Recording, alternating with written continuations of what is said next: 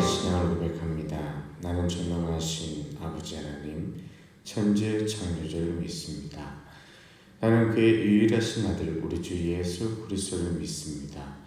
그는 성령으로 잉태되어 동정녀 마리아에게서 나시고 본디오 필라도에게 고난을 받아 십자가에 못 박혀 죽으시고 장사된 지 사흘 만에 죽은 자 가운데서 다시 살아나셨으며 하늘에 오르시어 전능하신 아버지 하나님 우편에 앉아 계시다가 거기로부터 산 자와 죽은 자를 심판하러 오십니다. 나는 성령을 믿으며 거룩한 공의회와 성도의 교제와 죄를 용서받는 것과 몸의 부활과 영생을 믿습니다. 아멘. 찬송가 151장, 찬양 151장 함께 부르십니다.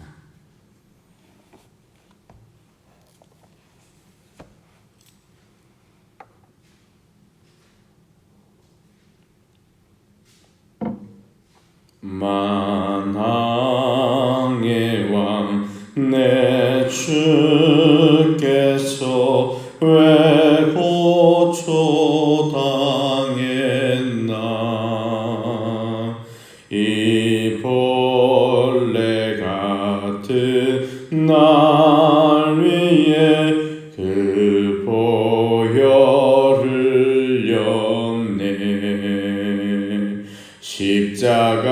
십자가 내가 처음 볼 때에 나의 맘에 근 고통 사라져. 오늘 믿고서 내 눈 밝았네. 참 내 기쁨 영원하도다. 주 십자가 못 박힘은 속죄함 아닌가. 그 긍휼함과 그 은혜 말할 수 없도다. 십자가 내가 처음 볼 때에 나의 맘에 근 고통 사라져. 오늘 믿고서 내 눈 밝았네. 참 내 기쁨 영원하도다.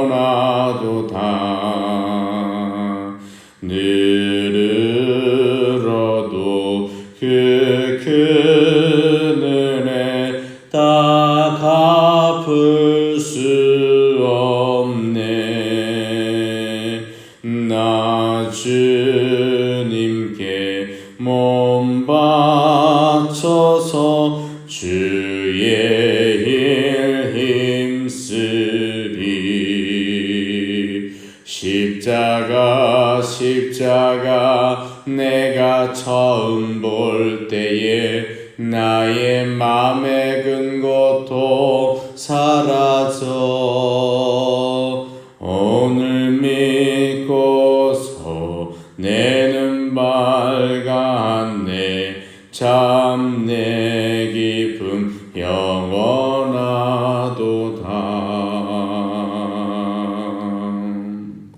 아멘. 하나님 말씀 이사야서 50장 말씀 속에서 은혜를 사모합니다. 이사야서 50장입니다.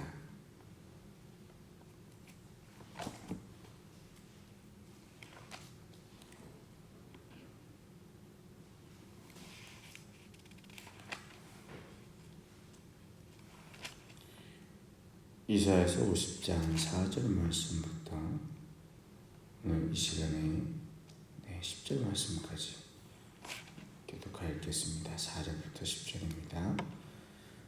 제가 가진 성경 1030페이지에 있습니다.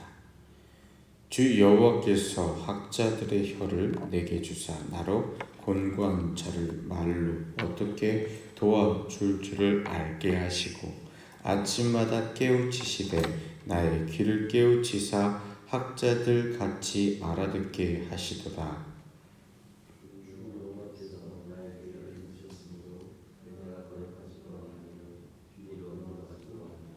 나를 때리는 자들에게 내 등을 맡기며 나의 수염을 뽑는 자들에게 나의 뺨을 맡기며 모욕과 침뱉음을 당하여도 내 얼굴을 가리지 아니하였느니라.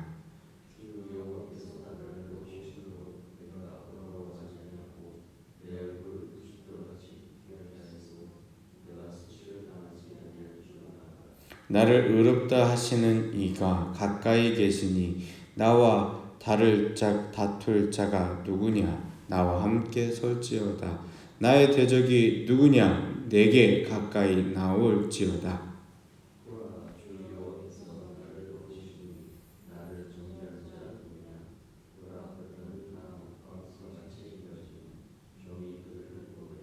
너희 중에 여호와를 경외하며 그의 목소리를 정정하는 자가 누구냐? 흑암 중에 행하여 빛이 없는 자라도 여호와의 이름을 의뢰하며 자기 하나님께 의지할지어다. 아멘.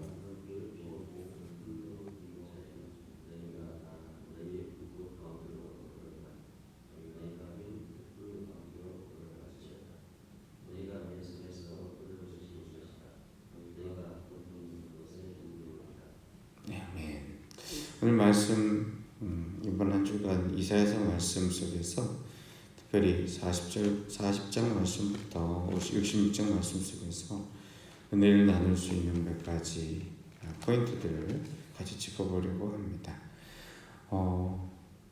학자들은 이사야서가 1권과 2권으로 되어 있다라고 얘기를 하기도 합니다. 1권은 우리가 구약으로 이야기되는 1장부터 39장 말씀, 그 다음 40장부터 66장 말씀은 2권 이렇게 표현을 하는데요. 왜냐하면 그 안에 있는 내용과 성격들이 참 많이 다르기 때문에 그렇습니다.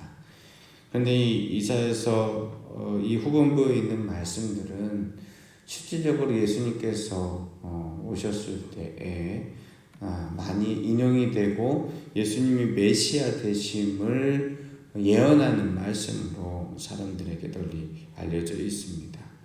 그래서 40장 말씀부터 66장 말씀까지 읽다 보면은 은혜도 되고 또 주님 앞에 어떻게 신앙생활을 할지도 알게 합니다. 자, 이 후반부의 말씀을 우리는 어떻게 읽으면 좋으냐? 이렇게 두 가지 원칙을 가지면 좋습니다. 저는 예전에 마태복음에서부터 시작해서 신약 말씀 속에서 이사야서 말씀을 인용을 참 많이 하거든요. 성경의 기자들이. 그러면은 궁금한 게 이거였습니다. 어떤 말씀은 메시아에 대한 예언이고 어떤 말씀은 그렇지 않은 것인가. 그 기준을 나누는 것이 잘 모르겠다 이 말입니다. 우리의 귀에 굉장히 익숙한 말씀은 실질적으로 메시아를 예언하는 말씀인가? 맥락이 맞아 떨어지는 것인가? 라는 질문이 있었습니다. 그런데 시간이 지나서 다시 말씀을 볼 때 마음의 그 갈등이나 어떠한 말씀을 찾을 것인가 라고 하는 이러한 생각이 사라져 버렸습니다. 이유는 뭐냐면 우리가 참된 신앙인이 되면 우리는 어제도 보았던 로마서 8장 말씀에서도 그러하고 우리의 삶의 자리들은 예수님으로 말미암아 십자가 앞에 죽고 그리고 하나님의 말씀으로 말미암아 다시금 살아나는 역사를 우리는 우리의 삶 속에서도 동일하게 이루어진다라고 하는 진리입니다. 그러니까 우리가 예수 그리스도를 바라보는 것은 첫사람 아담이 범죄하여 하나님을 떠났을 때에 마지막 사람 아담이 곧 예수 그리스도께서 우리 가운데 세워지셔서 십자가로 말미암아 구속함을 이루시고 주님 말씀의 계획대로 다시금 일어나며 부활의 능력과 권능으로 우리에게 임하셨을 때 우리는 십자가 앞에 죽고 예수 그리스도로 말미암아 다시 살아나는 역사, 다시 이루어지는 역사를 아는 사람에게는 말씀을 보는 두 가지 원칙이 생깁니다. 첫 번째, 신약 성경과 구약 성경의 모든 이야기는 예수님에 관한 말씀입니다. 예수님을 예표하고 있으며 예수님을 바라보게 하며 예수 그리스도가 메시아 되심을 알게 하는 말씀으로 구성되어 있다는 것입니다. 그러니까 신약에서 신약에서 인용을 한 말씀만 예수님에 관한 말씀이 아니라 구약 성경에 있는 전 성경 말씀이 메시아에 관한 예언입니다. 그래서 한마디로 얘기하라면 이 40장부터 66장 모든 말씀은 예수 그리스도를 바라보게 합니다. 예수님에 관한 이야기입니다. 이게 첫 번째 말씀을 보는 원칙입니다. 그럼 두 번째 원칙은 무엇이냐? 우리도 예수님처럼 주님께서 우리를 살리실 때 예수를 닮아가며 예수님께서 우리의 삶 속에 보여주실 하나님의 계획과 성령의 능력과 권능으로 우리의 삶에 보이실 것이 분명하게 오늘 우리의 삶 속에서 세워지고 채워지고 그리고 우리를 바꾸신다라는 것입니다. 결국 이 이사야서의 말씀도 동일하게 이 말씀을 보면서 우리는 그냥 흘러 지나가고 주님의 말씀이네, 주님을 기억해야 되네 라는 것으로 끝나는 것이 아니라 우리에게 적용되어지는, 왜? 그냥 적용되어지는 것이 아니라 주님께서, 우리 예수님께서 우리를 살리셨기 때문에 그 안에서 우리에게 동일하게 주어지는 말씀이다 라고 느껴질 수 있다는 겁니다. 그리고 그게 맞습니다. 그래서 모든 구절 속에서 우리는 전 성경 말씀 가운데에서 예수님에 관하여 기억하게 될 뿐만이 아니라 예수님에 대한 말씀뿐만 아니라 우리의 삶의 자리 가운데서 모두 다 큐티할 수 있고 적용할 수 있다는 겁니다. 이게 내 고집과 내 의로 적용을 하면 또 다른 이단 교주가 됩니다. 그렇게 기독교에 수많은 이단들이 탄생을 했어요. 그리고 이단의 교주가 아닐지라도 신앙생활을 하면서 내가 주님의 십자가 앞에 죽고 주님이 나를 이렇게 세우심을 입지 않은 사람은 모두 다 신앙생활 속에서 하나님의 일이 아닌 세상의 일을, 육신의 일을 할 가능성이 매우 높다라는 사실이죠. 자, 그럼 이 50장의 말씀은 어떻게 볼 것인가? 먼저 4절 말씀 속에서 보십시오.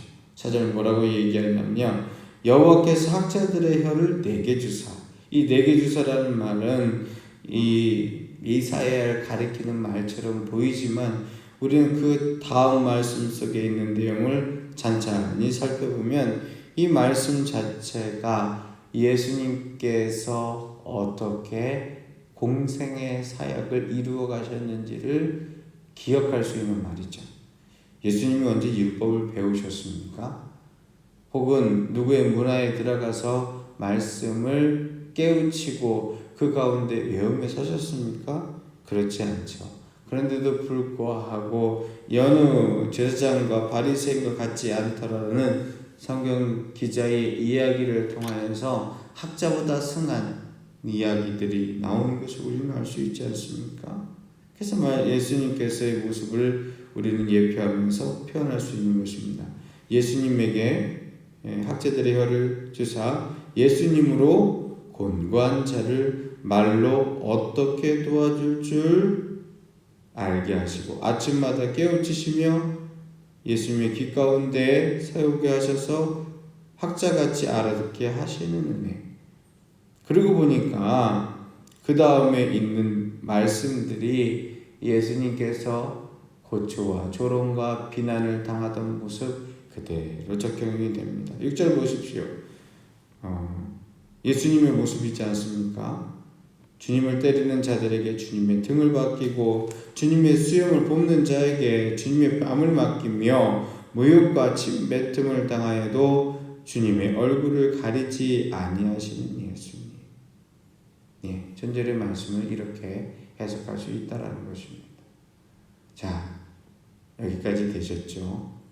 그 다음에 나는 그 주님을 바라봅니다. 마음의 깊은 심상 가운데에서 주님께서 나의 구주가 되심을, 오늘 이 아침에도 나의 왕이 되심을 고백합니다. 예수님은 우리의 왕이십니다. 나의 왕이십니다. 주님께서 우리의 삶 속에서 오늘도 동일하게 역사하시고 주님께서 우리의 삶 속에서 우리의 왕으로 오셔서 우리가 주님을 기억하고 주의 뜻대로 살기를 기대하고 바라고 계십니다. 이거 잃어버리면 큰일 납니다. 이것 가지고서 우리는 신앙생활하는 것이고 오늘 하루는 살아가는 것이지 내 의지와 내 뜻과 내 방법과 내 고집을 가지고 사는 것이 별단코 아닙니다. 자, 그 주님이 왕이 되셨을 때, 나의 왕이 되셨을 때 다시 3절을 봅니다. 4절을 봅니다. 4절을 이제 우리에게 주님의 능력 가운데서 할 수 있습니다. 해석할 수 있습니다. 적용할 수 있습니다. 주 여호와께서 학제를 내게 주사. 누굽니까? 네, 오늘 이 말씀을 읽고 있는 우리요. 우리에게 나로 곤고한 자를 말로 어떻게 도와줄 줄을 알게 하시고. 야, 어떻습니까? 주님이 나의 왕이 되어 주셨을 때 그 주님께서 내게 주신 것이 무엇이냐면 학자들과 같이 유리하고 원숙하고 또 결국 사람들을 잘 가르칠 수 있는 훈련받은 솜씨도 좋은 익숙한 입술과 혀로 어떠한 말로 도와줄 줄을 알게 하신다. 여러분, 하루를 살아가면서 사실 제일 고민되는 거 있지 않습니까? 때로는 부하에게, 때로는 상관에게, 때로는 종의 사람에게, 하다못해 남편과 아내 사이에 있어서도 말 하나로 사람을 세우고 말 하나로 사람의 마음을 상심케 하는데 자녀들에게 그들의 공고한 마음을 깨우칠 수 있는 말을 주님께서 주신다면 얼마나 복된 것입니까? 그것을 주께서 허락하신다고 합니다. 도와줄 말을 주신다고 합니다. 이렇게 기도하며 나가는 우리에게 아침마다 나의 귀를 여셔서 학자들같이 알아듣게 하신다. 은혜가 되지 않을 수 없습니다. 그렇게 기대하고 감사하지 않을 수 없습니다. 자, 그러면 그런 사람에게는 6절의 말씀이요, 두려움의 말씀이 아니라 나하고 상관이 없게 느껴지는 말씀이 아니라 실질적으로 내 삶 속에서 어떠한 상황과 어떠한 자리에 있든지 간에 주님은 나의 왕이시니 왕을 위하여 내가 당하고 내가 겪는 모든 것들에 대하여 감사하고 순복할 수 있습니다. 다시 6절 말씀 읽어볼까요? 6절 읽겠습니다. 시작. 나의 수염을 뽑는 자에게 나의 뺨을 맡기며 모욕과 침뱉음을 당하여도 내 얼굴을 가리지 아니하였느니라. 여러분, 세상에 감당치 못하는 사람은 뻔뻔한 사람이 아니라 주님께 온전히 순종하는 사람입니다. 세상이 감당치 못하는 사람은 거짓말하는 사람이 아니라 주의 말씀이, 성령의 법이 우리의 삶의 자리 가운데서 주께서 말씀하신 세상의 빛과 소금을 감당하는 자입니다. 거짓말하고 누군가를 속이고 정의를 부르짖으면 그게 사람들을 감당하지 못하고 또한 권력과 재물과 인기가 그 사람에게 있으면 세상이 감당하지 못할 사람처럼 보이지만 그것은 신기루입니다. 하나님께서 역사의 시간 가운데 언제나 그러하듯이 한 번 주어졌던 권력도, 그 권자도, 재물도, 인기도, 삶의 젊음도, 힘도 거두어 가시면 언제나 사그라지는 것이 인생의 자리 같습니다. 공산주의를 보십시오. 그 독재자들의 삶의 자리 가운데에서 모든 것을 다 할 수 있을 것 같지만 미라로 박제되어 누워있는 것 외에는 할 수 있는 것이 아무것도 없습니다. 오늘 말씀 속에서 우리는 무엇을 느낄 수 있습니까? 주님께서 나의 왕이 되어주셨을 때 나는 내 곁에서 누군가 주님이 아니다라고, 너가 쓸데없는 길을 간다고 주님을 곤고하게 하기 위하여 나를 때리고 내 수염을 뽑고 나의 뺨을 치며 모욕과 침뱉음을 당하여도 나는 주 안에서 평안한, 나는 주 안에서 생명의 능력을 맛볼 수 있습니다. 왜냐? 나의 수치가 아니라 주님의 수치이기 때문에 그렇습니다. 주님께서 그렇게 십자가를 지셨기 때문에 그렇습니다. 우리는 10절에 있는 것처럼 우리의 하나님께 의지하면 그만입니다. 예수님이 그러하셨듯이요. 예수님께서 언제나 새벽과 밤늦게 그 바쁜 사역의 자리 가운데서도 내가 주님 안에 거하고 주께서 내 안에 아버지께서 내 안에 계십니다 라고 얘기하며 아버지가 말씀하시지 아니하면 나는 아무것도 하지 않습니다. 아버지께서 내게 알려주시지 않으면 나는 아무것도 알지 못합니다. 내 안에 아버지가 계십니다 라고 얘기했던 것처럼 우리는 우리의 삶의 자리 가운데서 그리스도의 십자가 앞에 주고 주님이 우리를 살리실 때 우리 안에 예수 그리스도의 거룩한 영 성령님이 계십니다. 이렇게 고백하는 것입니다. 오늘 이 아침에도 승리하시기를 원합니다. 기도하시겠습니다. 살아계신 아버지 하나님 감사합니다. 주여 도우소서, 주여 돌보소서, 주여 함께 하시고 채워주시옵소서.